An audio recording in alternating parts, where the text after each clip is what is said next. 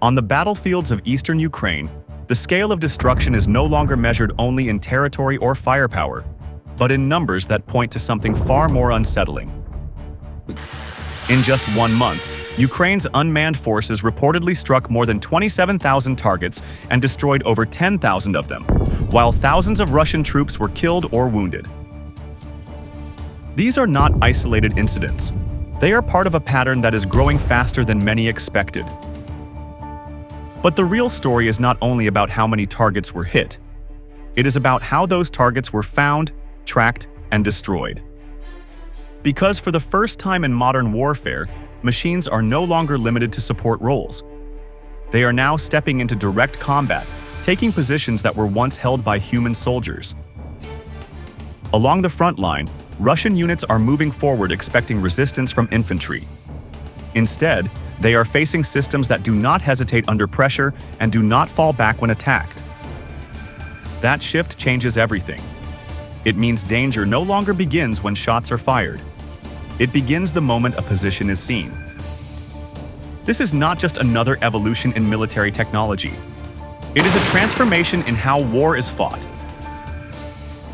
If machines can already hold ground, lead assaults, and force surrender, then one question remains. How long before human soldiers are no longer the center of the battlefield? The battlefield in eastern Ukraine has reached a point where movement itself has become one of the most dangerous actions a soldier can take, and that reality is forcing a rapid shift in how assaults are carried out. Constant surveillance from drones above, combined with accurate artillery and fast strike systems, means that any unit moving in open ground can be detected and targeted within minutes. Under these conditions, even a short advance toward a trench or a damaged building can turn into a deadly exposure. This pressure has pushed Ukraine to change how it uses unmanned ground vehicles, moving them out of support roles and placing them directly into combat positions. Instead of only carrying ammunition or evacuating the wounded, these machines are now being sent forward before infantry units, entering contested areas first and drawing attention away from human soldiers. The sequence on the ground is clear and increasingly repeated. A robotic vehicle rolls ahead into a dangerous sector. Enemy fire is directed toward it, and only after that moment do infantry elements begin to move behind the cover it creates. In several recorded engagements, this pattern has reshaped how small assaults unfold. A UGV approaches a trench line or a fortified position, often under fire from small arms or anti-tank weapons. The enemy reacts immediately, focusing on the visible threat. While that attention is fixed on the machine, Ukrainian troops adjust their movement, close distance, and take positions that would have been far more difficult to reach without that distraction. The robot does not need to survive in the same way a soldier does, and that difference changes the calculation of risk at every step. One of the clearest examples comes from the use of the Lyot 2.0 system during an assault operation. The vehicle advanced toward Russian positions while under direct attack, taking hits that would have stopped or killed a human crew. Footage shows it continuing to move even after coming under repeated fire, including attempts to disable it with heavier weapons. Instead of halting the attack, those moments only shifted enemy focus further onto the machine, allowing the following units to approach with less immediate pressure. By the time the robot had drawn enough attention, the situation on the ground had already changed in favor of the advancing force. This shift introduces a new layer into frontline tactics, where machines act as the first point of contact and absorb the initial shock of engagement. The role is not only about firepower, but about timing and exposure. By placing a robotic system at the front, commanders can force the opponent to reveal positions, expend ammunition, and react under pressure, all while reducing the immediate danger faced by their own troops. That creates a different rhythm in combat, where the first movement is no longer human. The deeper impact lies in how targets are approached. Instead of sending soldiers directly into uncertain terrain, the battlefield is now tested and shaped by unmanned systems before any human presence is committed. This reduces sudden losses and gives units more control over how engagements begin. It also allows operations to continue even in areas where traditional infantry movement would be too costly. This raises a critical question about the future of ground warfare. If machines continue to take the lead in the most dangerous moments of an assault, then the role of infantry may begin to shift in ways that are not yet fully understood. If robots are now moving first and taking the initial fire, how long can traditional infantry tactics remain unchanged? The speed at which Ukraine is developing and deploying combat robots is not just fast, it is reshaping how battlefield innovation works under real pressure. Instead of long testing cycles and slow approval processes, new systems are being pushed into combat almost as soon as they are built. This creates a loop where the battlefield itself becomes the testing ground, and every engagement feeds directly into the next design. On the front line, this process begins with immediate feedback from soldiers who are actively using the equipment. Operators report what fails under fire, what works in rough terrain, and what slows them down when seconds matter. Those details do not stay in reports for long. Engineers receive them quickly and adjust designs within days, sometimes even within hours. Then updated versions are sent back into combat zones without delay. This cycle becomes clear when looking at how different units adapt their equipment during active operations. A robot that struggles with signal loss in a contested area is modified to improve communication stability. A weapon mount that shakes under recoil is reinforced before the next mission. Control systems are refined to respond faster, especially when operators need to track moving targets in chaotic conditions. Each change is driven by real contact with the enemy, not by theory or controlled testing environments. In active sectors, this approach creates a visible difference in how quickly capabilities evolve. A unit may begin an operation with a basic platform designed for simple tasks, but within a short period, that same platform is upgraded to handle more complex roles. The battlefield becomes a continuous cycle of trial, adjustment, and redeployment. This means that weaknesses are exposed early, but they are also corrected quickly, often before the opponent can fully exploit them. This model stands in sharp contrast to traditional systems where development can take years before a single unit is fielded. In Ukraine's case, urgency removes that delay. Designs are simplified to allow faster production, and components are often chosen for availability and ease of replacement rather than long-term perfection. The result is not always flawless equipment, but it is equipment that is ready when needed and capable of improving in real time. The outcome of this approach is visible in the scale and independence of production. Within a short period, Ukraine has moved from relying on external suppliers to producing nearly all of its ground robots domestically. What began as limited numbers has expanded into a large and diverse force, with thousands of systems operating across different sectors. This growth is not only about quantity, but also about how quickly new versions can be introduced and tested under combat conditions. More importantly, this process changes how innovation itself is understood in war. It is no longer about building the perfect system before deployment. It is about building a system that can survive its first mission, learn from it, and return stronger in the next. The battlefield becomes both a proving ground and a development center, where improvement is continuous and driven by direct contact with the enemy.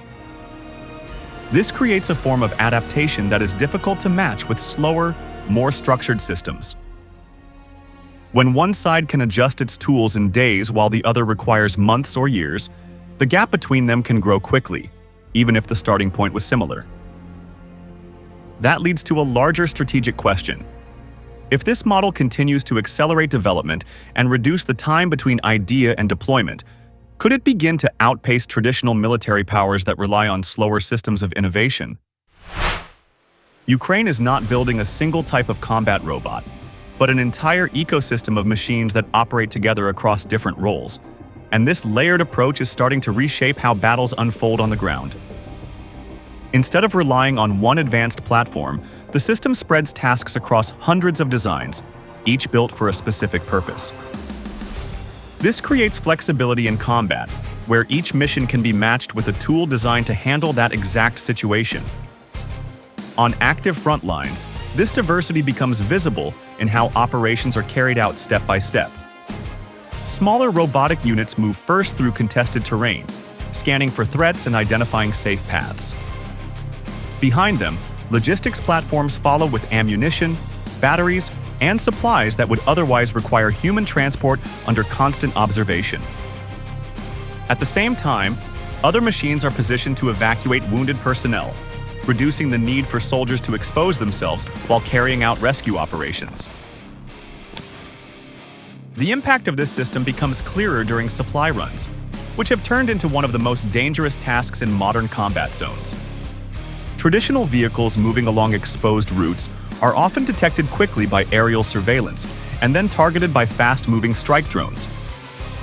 As a result, many supply convoys have been destroyed before reaching their destination. In response, unmanned ground vehicles are now taking over these routes, moving slower but with a much lower risk to human life. A typical sequence now unfolds in stages. A small robotic platform is sent forward to check the route, while overhead observation ensures no immediate threat is present. Once the path is judged passable, a larger transport unit begins its movement, carrying critical supplies toward forward positions. Even if the machine is detected and attacked, the loss does not carry the same cost as losing a vehicle with a full crew. This changes how risk is managed, allowing supplies to continue flowing even under constant pressure. Combat roles are also distributed across different types of machines. Some platforms are equipped with machine guns and are placed in positions where they can suppress enemy movement. Others are fitted with heavier systems, such as grenade launchers, which allow them to engage targets from protected positions. These units do not operate alone. They are positioned in coordination with reconnaissance systems and supported by other elements that extend their reach and effectiveness. This layered structure creates a network where each robot supports the others. Smaller units gather information and trigger reactions. Mid-sized platforms deliver resources and maintain the flow of operations. Heavier machines provide firepower and hold key points. Together, they form a system that can function even when individual elements are lost, because the overall structure remains intact. The result is a form of warfare that begins to resemble a continuous process rather than isolated actions. Tasks are broken down, assigned to specific platforms, and executed in sequence. Each step connects to the next, creating a chain where detection leads to movement, movement leads to positioning, and positioning leads to engagement. Human soldiers are still present, but they are no longer required to carry out every part of that chain. That leads to a deeper question about the direction of modern conflict. If each task can be assigned to a specialized machine, and if those machines can operate together as a coordinated system, then the nature of war may be shifting towards something closer to a production process. If every role is handled by a different platform, is the battlefield starting to look less like a fight between armies and more like a system that runs continuously without pause? A decisive turning point emerged when unmanned systems were no longer just assisting operations, but began completing entire missions without any direct human presence on the objective.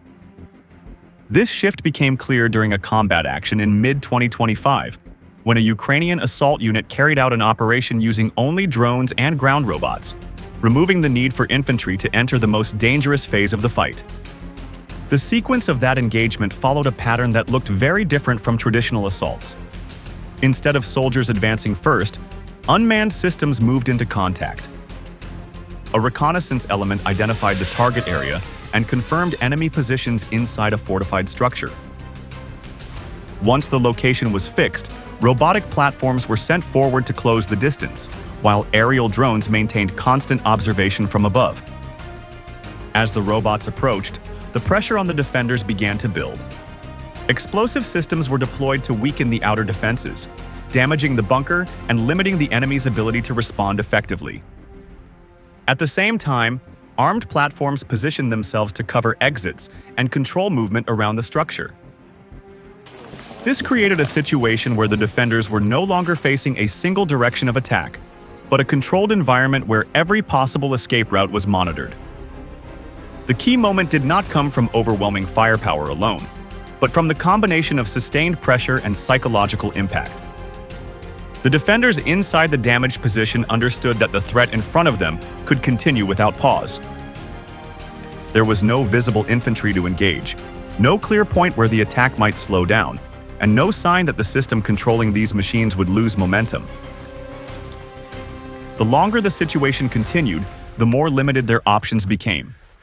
Faced with that reality, the remaining soldiers chose to surrender rather than continue resisting.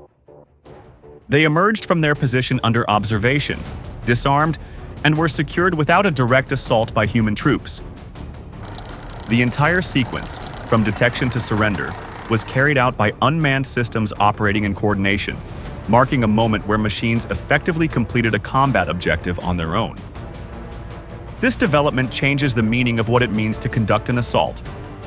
Traditionally, the final step of taking a position required soldiers to move in, clear the area, and secure it at close range. That phase has always carried the highest risk, as it exposes troops to hidden threats, close combat, and sudden counterattacks. In this case, that phase was replaced by a system that could apply pressure continuously until resistance collapsed. The implication goes beyond a single engagement. It shows that robots are no longer limited to preparing the battlefield or supporting human action. They are beginning to take over critical combat roles that were once considered impossible without direct human involvement. This includes not only delivering firepower, but also controlling space, shaping enemy decisions, and forcing outcomes without physical presence. This also introduces a new form of control over the pace of battle.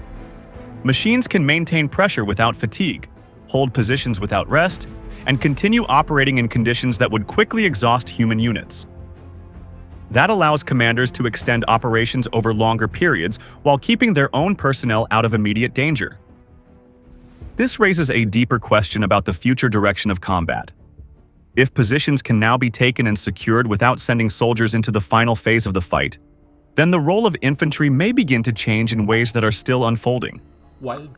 If machines can already complete missions on their own, how far will this shift go as these systems become more advanced?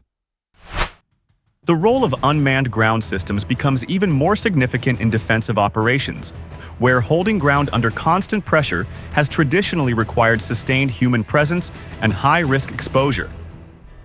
In several sectors, robots are no longer rotating in and out as experimental tools, but are being assigned to maintain positions over extended periods, taking on duties that would normally demand continuous infantry deployment. One of the clearest examples is the use of a Droid TW-12.7 platform to hold a contested position for more than a month. The system remained in place for around 45 days, operating under conditions where human soldiers would face constant threat from artillery, drones, and small arms fire. During that time, the robot engaged enemy movement, suppressed attempts to advance, and maintained control over its assigned sector without a single casualty on the Ukrainian side.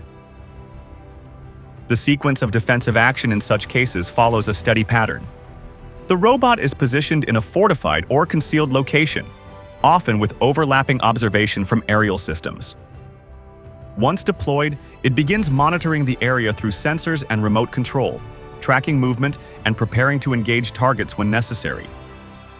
When opposing forces attempt to probe or push forward, the system responds immediately with sustained fire, forcing them to either retreat or seek cover. This constant presence creates a form of pressure that does not rely on human endurance. A soldier holding the same position would require rest, rotation, and resupply under dangerous conditions. A machine, by contrast, can remain active for long periods with minimal interruption, maintaining readiness and reducing the need for personnel to occupy the most exposed areas. This changes how defensive lines are structured, allowing fewer soldiers to control larger sections of the front. The deeper value of this approach lies in how it alters the cost of engagement. Instead of risking trained personnel in high danger zones, commanders can deploy relatively low-cost machines to absorb the strain of continuous combat. When a system is damaged or lost, it can be replaced without the long-term impact associated with human casualties. At the same time, development is moving toward more capable platforms that extend beyond light weapons. New designs are being prepared to carry heavier systems, including larger caliber guns that can provide stronger fire support. These platforms are built with reinforced structures to handle recoil and maintain stability, allowing them to operate in roles that were once limited to armored vehicles. As these systems evolve, they begin to resemble compact fighting vehicles rather than simple remote tools. This progression suggests a gradual shift in how combat power is distributed. Instead of concentrating firepower in a small number of large, expensive platforms, it is being spread across multiple smaller systems that can operate together.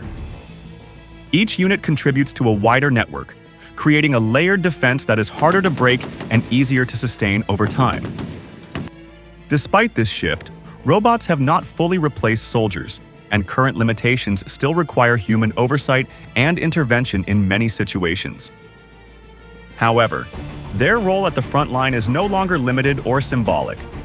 They are now part of the core structure of how positions are held and defended. This leads to a critical question about the future of combat. If machines continue to take on more responsibility in both attack and defense, then the center of warfare may continue to move away from the individual soldier. Will robots remain tools that support human forces, or are they gradually becoming the main force shaping the battlefield itself? What is unfolding on Ukraine's battlefield may look like a series of separate moments, but taken together, it reveals something much larger and far more serious. Machines are no longer staying behind the lines. They are moving forward, taking fire, holding positions, and even deciding the outcome of engagements without direct human presence. This is not just innovation, it is a shift in how war is being structured. The center of gravity is slowly moving away from the individual soldier and toward a system that can observe, adapt, and act with increasing speed. And that changes how losses are measured, how risk is managed, and how decisions are made under pressure. Ukraine is not only trying to win territory, it is trying to reduce exposure, preserve manpower, and extend its ability to fight over time. If that model continues to expand, and if other nations begin to follow the same path, then future conflicts may no longer depend on the size of an army, but on how quickly a force can produce and improve machines in real combat conditions. But the outcome is still uncertain. Will this lead to a battlefield where humans step further back, or will new limits slow this shift before it goes too far? Share your thoughts below, and let others know what you think about this change. If you found this breakdown useful, support the channel by liking the video and subscribing to Military Force for more in-depth analysis.